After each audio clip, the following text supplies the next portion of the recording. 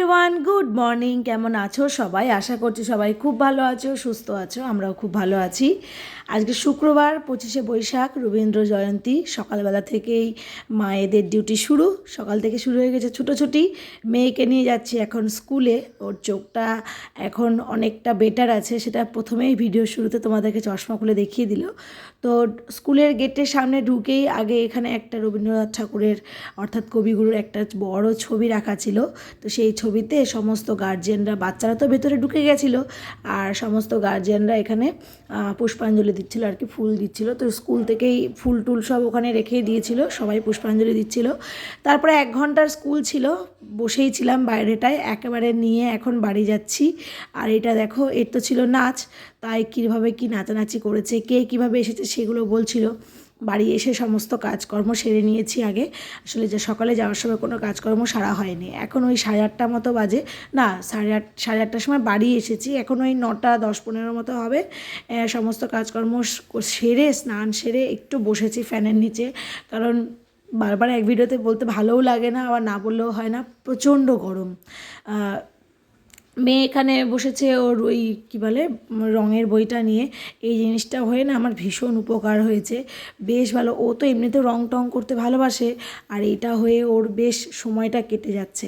তো এখানে ও আরেকটা নতুন কিছু কালার করছে, সেটাই দেখাচ্ছিলাম তোমাদেরকে। আর তারপরে এলাম রান্নাঘরে এসে অলরেডি হচ্ছে তোমার ভাত ডাল সেদ্ধ বসিয়ে দিয়েছি। আজকে ভেবেছি আলাদা করে সকালে জলখাবারে কিছু করব না, একেবারে ভাত ডাল সব করে নেব, একদম গরমে না আর ভালো লাগছে না। তো এদিকে রান্নাবান্নাই করছিলাম। ভাত ডালটা হয়ে যাওয়ার পরে আলু উচ্ছে ভাজা করছিলাম, তার মধ্যে একজন চিৎকার করেছে, মা হেল্প, মা হেল্প। গিয়ে দেখি এই অবস্থা, যে বালতিতে ওর খেলনাপাতিগুলো থাকে সেই বালতিটার মধ্যে সব খেলনাপাতিগুলো ঢেলে বসতে গেছে, আর বালতির মধ্যে বেচারা ঢুকে গেছে। তো সেইটাই নিজে বেরিয়ে যাচ্ছিলো, একবার যেই বেরিয়ে গেছে না, মজা পেয়ে গেছিলো। তারপর কি হচ্ছে, নিজে থেকেই ইচ্ছে করে বারবার বালতির মধ্যে দেখো ঢুকে বসে থাকছে, এদিক উল্টাচ্ছে ওদিক উল্টাচ্ছে। আমি বললাম তুই এসব কর, আমি যাই রান্নাঘরে। রান্নাবান্নায় আজকে ছিল আলু উচ্ছে ভাজা, একদম একটু কড়া কড়া করে ভেজেছিলাম। আর তার সাথে ছিল হচ্ছে আম দিয়ে টক ডাল। এই গরমে আম দিয়ে টক ডালের থেকে বেটার অপশন কিছু হতে পারে না। আর তার সাথে ছিল বাড়িতে বানানো বড়ি দিয়ে লাউ ঘন্ট, যেটাতে আমি একটাও আলু দিইনি, একটু মিষ্টি মিষ্টি করে বানিয়েছি, মেয়েও তো খাবে সেই জন্য লাউ ঘন্ট। আর তার সাথে ছিল কিছু শসা আর একটু গন্ধরাজ লেবু, যেটা একটু শুকিয়ে শুকিয়ে গেছে কিন্তু খুব ভালো আছে এখনও। রান্নাবান্না করার পরে এখানে মেয়েকে স্নান টান করিয়ে নিয়েছি। হাজব্যান্ড বললো 1/2 ঘন্টার মধ্যে চলেই আসবে, তো ভাবলাম 3 জনে একসাথেই খাওয়া দাওয়া করব। তো সেই জন্য মেয়েকে বললাম একটু পড়ে নে। স্কুলের হোমওয়ার্ক তো সেরকম কিছু নেই, যেহেতু আজকে স্কুলে তো ক্লাস হয়নি, তো হোমওয়ার্কটা আগের দিনের করে রাখাই ছিল। এখানে মেয়েকে পড়াচ্ছি, আর আমার মুখটা একটু ভার দেখছো, তার কারণ ওই যে মাইগ্রেনের ব্যথা।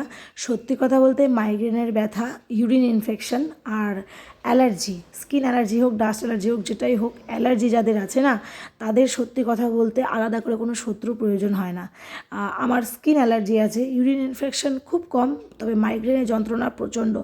এক এক সময় এত যন্ত্রণা বেড়ে যায়, তখন মানে কি বলবো, এমনিতে তো আমার প্রেশারটা এক জায়গায় স্টে করে না, কখনো খুব হাই হয়ে যায়, কখনো একদম লো হয়ে যায়। আর এই গরমে মাথা যন্ত্রণা ঠেলায় এক এক সময় এমন হয় প্রেশারটা বেড়ে গিয়ে তখন মানে ওই জল ঢালাঢালি পর্যায়ে চলে যায়, জল ঢালতে হয়, ডবল ডবল ফ্যান চালাতে হয়, ওআরএসগুলো খাওয়াতে হয়, মানে একটা বিচ্ছিরি একটা ব্যাপার হয়ে যায়।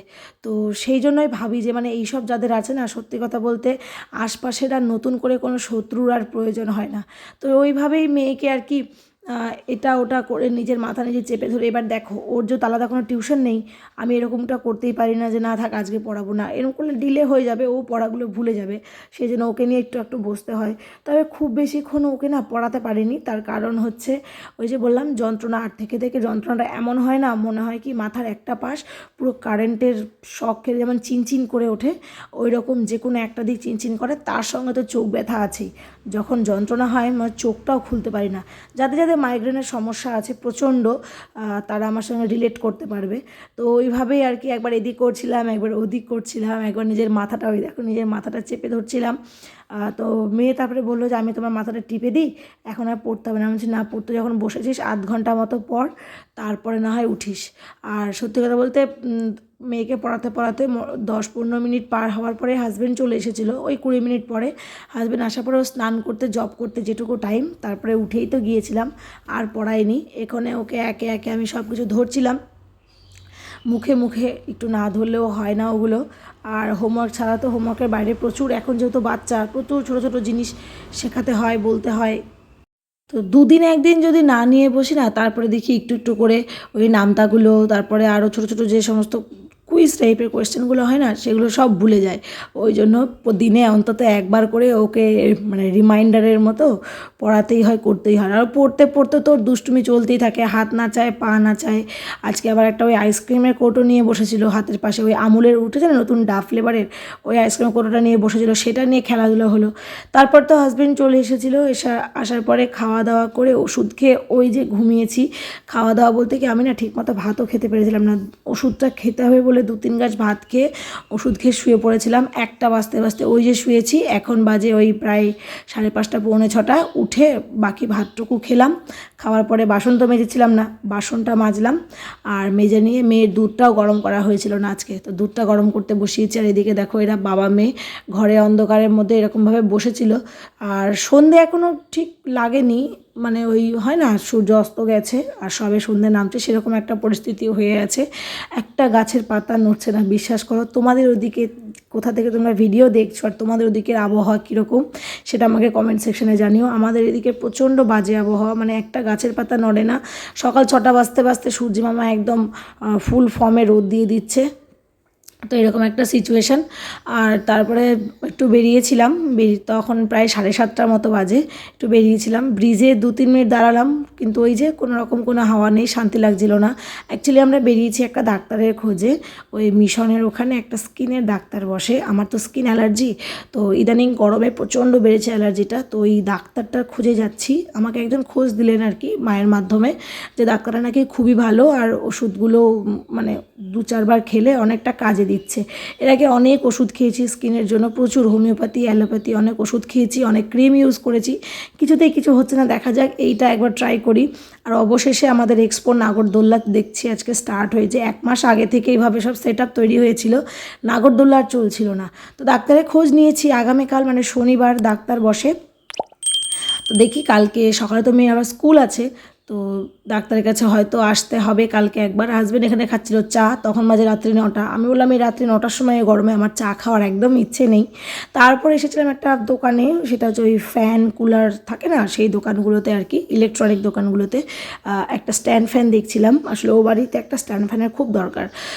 দেখি, আজকে তো আর হলো না, কালকে যতদূর সম্ভব ফ্যানটা নিয়ে যাব। তো চলো বাড়ি যাই। ভিডিওটা জানি অনেকটা লং হয়ে গেল, আর ভিডিওটা কেমন লাগলো সেটা তোমরা অবশ্যই কমেন্ট বক্সে জানিও। ভালো লাগলে একটা লাইক করে দিও।